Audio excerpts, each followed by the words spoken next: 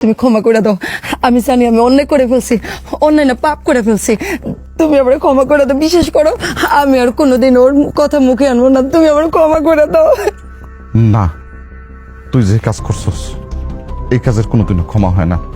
তোর তোর এই অপকর্মের জন্য দুইটা পরিবারের মান সম্মান সব মাটির সাথে মিশে গেছে। রাস্তাঘাটে কেউ বাড়িতে পারি না। তোর তোর তোর কোনো ক্ষমা নাই। আজকে আজকে যা সিদ্ধান্ত নেওয়ার সব সিদ্ধান্ত নেবো জাহিদ। তোর বাপ একদম ঠিক কইছে।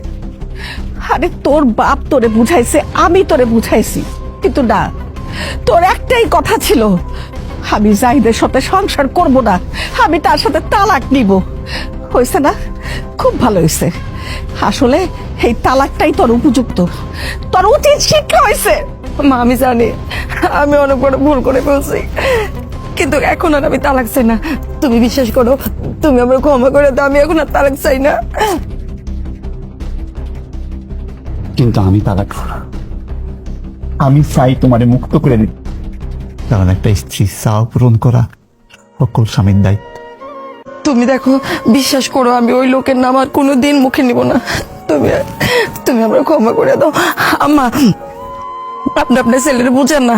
আমি জানি আপনি আপনার ছেলেরে বুঝাইলে ও বুঝবো। আমি এখন আর তালাক চাই না, আমি ওর লোকে সংসার করতে চাই। আমারে আপনি ক্ষমা করে দেন আম্মা।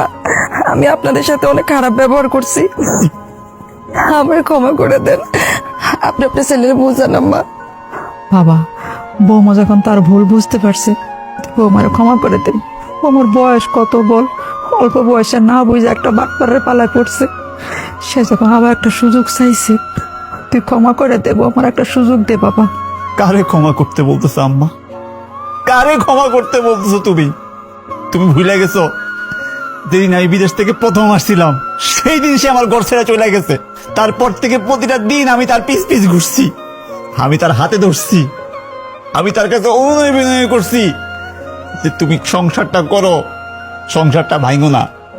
আমি তার এইটাও বলছিলাম, তোমার যে নোংরা অতীত আছে সে অতীত আমি ভুলে যাবো।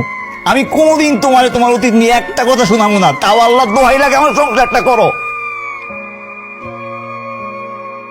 এ আমার কথা শুনে নাই আম্মা, এ আমার কথা শুনে নাই। আর আজকে যদি আমি তারে মাফ করি, তাইলে ওই সকল প্রবাসীরা কোনোদিন আমারে মাফ করবো না। আম্মা, প্রবাসীর সব বউরা খারাপ হয় না। অনেক বোন আছে সারা জীবন কষ্ট কইরা তার স্বামীর সংসার করে, কিন্তু এইরকম কতিপয় লোভী মেয়ের জন্য তাদেরও বদনাম। এই জন্য আমি ওরে কোনোদিন মাফ করবো না। ওর একটাই শাস্তি, সেটা হচ্ছে তালাক। এই নাও তোমার তালাক নামা, আর তোমার কাবিনের 5 লাখ টাকা তোমার অ্যাকাউন্টে দেওয়া হয়েছে। আজকে থেকে তোমার সাথে আমার আর কোনো সম্পর্ক নেই।